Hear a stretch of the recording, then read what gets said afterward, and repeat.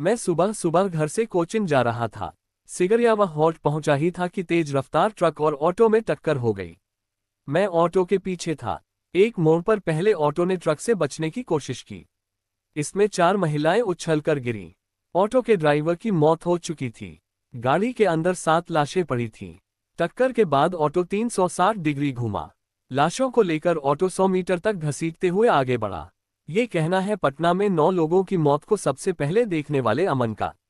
पटना के शाहजहांपुर में सिगरियावा हॉल्ट के पास शनिवार सुबह ट्रक ने ऑटो में टक्कर मारी, जिसमें 8 महिलाओं की मौके पर मौत हो गई, जबकि एक ने अस्पताल में दम तोड़ दिया। इस हादसे में 32 बच्चों ने अपनी मां को खो दिया। एक बेटी तो मां के कहने पर गंगा स्नान के लिए ससुराल से आई थी, वो और मां भी हादसे में मारे गए। मृतकों देवरानी जेठानी भी शामिल हैं। शनिवार देर रात 7 घरों से अर्थियां उठीं। हर तरफ मातम है। गांव में चूल्हा नहीं चला। हर किसी की जुबान पर एक ही बात थी, अगर स्पीड कम होती तो शायद इतनी मौतें नहीं होती। चश्मदीद ने बताया, हादसा कैसे हुआ, इतना बड़ा हादसा कैसे हुआ, जानने के लिए हम सबसे पहले घटनास्थल पर पहुंचे। वहां पुलिस दुर्घटनाग्रस्त ऑटो को हटा रही थी। इलाके के लोग भी इस घटना से आहत थे। हादसे के दौरान ऑटो के पीछे पीछे जा रहे रामनिवास ने बताया, हम अपने दोस्तों के साथ कोचिंग जा रहे थे। हमारे सामने ट्रक और ऑटो में टक्कर हुई। ऑटो वाला अपनी साइड से जा रहा था। ट्रक वाले ने उल्टी दिशा में आकर ऑटो में टक्कर मारी। टक्कर होते ही लोग सड़क पर चारों तरफ बिखर गए। ट्रक वाला उन लोगों के ऊपर गाड़ी चढ़ाते हुए भाग गया। हम लोगों ने शोर मचाया तब लोग पहुंचे। ऑटो ओवरलोड था, जैसे ही मुड़ा 3-4 महिलाएं गिर गईं। रामनिवास के साथ कोचिंग जा रहे अमन ने बताया, ऑटो ओवरलोड था। महिलाओं को ठूंस ठूंस कर बैठाया गया था। कुछ महिलाएं तो बाहर की तरफ पैर करके बैठी थीं। हम लोग ऑटो के पीछे थे। सामने से जैसे ही ट्रक आया तो ऑटो वाले ने काटना चाहा, तब तक ऑटो में पीछे बैठी 3 महिलाएं सड़क किनारे गिर गईं। इसके बाद दोनों में तेज टक्कर हुई। घटनास्थल पर हमने देखा जहां हादसा हुआ वहां सड़क घूमी हुई है। घटना के वक्त मौजूद लोगों का कहना है, टर्निंग की वजह से ट्रक वाला गाड़ी घुमाते वक्त रॉन्ग साइड में आ गया। इधर से ऑटो भी काफी तेजी से अपने साइड से जा रहा था। ऑटो वाले ने ट्रक को देखा तो गाड़ी बाईं ओर मुड़ने लगा। इसी बीच ट्रक वाला भी बाएं साइड आ गया और दोनों गाड़ियों में टक्कर हो गई। स्थानीय लोग घटना की असली वजह दोनों गाड़ियों की ओवर स्पीड और सड़क का घुमावदार होना है। गांव के पवन कुमार ने बताया कि यह कोई पहली घटना नहीं है। यहां अक्सर सड़क दुर्घटना होता है। यहां पास में रेलवे हाल्ट है, जिसके वजह से लोगों का आना जाना राहत है।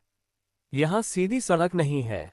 सड़क के घुमाव की वजह से अक्सर गाड़ियां दूसरी दिशा में आ जाती है और दुर्घटना होते राहत है। शाहजहांपुर थाना प्रभारी ने बताया कि ट्रक को जब्त कर लिया गया है। उस ट्रक के ड्राइवर को भी जल्दी पकड़ लिया जाएगा। थाना प्रभारी ने बताया कि बाढ़ एनटीपीसी ट्रक वाला राख लेकर सीमेंट फैक्ट्री जा रहा था, तभी घटना घटी है। गांव में चीत्कार, एम्बुलेंस की आवाज। हम घटनास्थल से करीब 15 km दूर मलावा गांव पहुंचे। गांव के सभी लोग बाहर थे। शाम का समय था। सभी लोग शव के आने का इंतजार कर रहे थे। सबकी निगाहें सड़क पर थीं। एक एक करके गांव में एम्बुलेंस की आवाज सुनाई देती है और इधर लोगों में चीख पुकार मच जाती है। गांव के लोगों का ऐसा लग रहा था कि यह कोई बुरा सपना है। गांव की विमला देवी ने हमें बताया, हमारा करीब 15 महिलाओं का एक ग्रुप था। हम लोग पूजा पाठ में एक साथ हिस्सा लेते थे। कभी देवघर तो कभी काशी जाते रहते थे। सभी लोग इसी साल कुंभ भी गए थे। शनिवार को कोसी अमावस्या थी, जिसके लिए सभी ने फतुहा के त्रिवेणी घाट पर स्नान करने के लिए प्लान बनाया था। पिता बीमार, घर का अकेला कमाने वाला था चंदन। हम चंदन 20 के घर पहुंचे। चंदन ही ऑटो चला रहा था। इस हादसे में उसकी भी मौत हो गई है। दरवाजे पर लोगों की भीड़ है। इसके माता पिता दोनों बीमार हैं। चंदन 4 भाइयों में सबसे छोटा है। बड़े भाई की कुछ महीने पहले ही बीमारी से मौत हो गई। इस घटना पिता सदमे में चले गए और उनकी तबीयत ठीक नहीं है। पिता शंकर अपनी छाती और सिर पीटते हुए बोले, हमें नहीं पता था कि चंदन कहाँ जा रहा है। वह ऑटो चलाता था। वही घर का इकलौता कमाने वाला लड़का था। महिलाओं का ग्रुप पूजा पाठ में साथ जाते। कुसुम देवी 50 के बेटे प्रकाश पांडे ने बताया, मम्मी ने शुक्रवार की रात कहा कि गांव की महिलाएं जा रही हैं फतुहा त्रिवेणी घाट स्नान करने। मैंने मना किया था कि गंगा में पानी बड़ा है, लेकिन वह नहीं मानी। उसने कहा कुछ नहीं होगा। हम गंगा जी से डर रहे थे, लेकिन रास्ते में ही सड़क हादसा हो गया। प्रकाश पांडे ने बताया कि गांव में महिलाओं का एक ग्रुप था। गांव में भी किसी भी भक्ति कार्यक्रम में शामिल होना, कहीं धाम पर जाना होता था तो ये लोग एक साथ जाते थे। हर साल गंगा स्नान करने भी जाते थे। कुसुम देवी 30 के घर से मजर 3 घर छोड़कर दीपिका देवी का घर है। दीपिका के पति धनंजय पासवान सऊदी अरब में काम करते हैं। दीपिका अपने घर में एक बेटा और बेटी के साथ रहती थी। दीपिका ने अपने बच्चों के लिए सुबह 4 बजे ही खाना बना दिया था। अपने बच्चों से कहा था, सुबह खाना खा लेना और स्कूल चले जाना। मैं 10:00 बजे तक वापस आ जाऊंगी। बच्चों ने भी जाने की जिद की थी, लेकिन ऑटो में जगह नहीं होने की वजह से नहीं जा पाए। दीपिका के घर के पीछे के गंगा देवी 45 का घर है। गंगा के पति वीरेंद्र महतो मजदूरी करते हैं। गंगा देवी की बेटी आरती ने बताया, मम्मी ने एक दिन पहले ही कहा था कि गंगा जी नहाने जाना है। मैंने मना किया था कि पानी बहुत बढ़ गया है।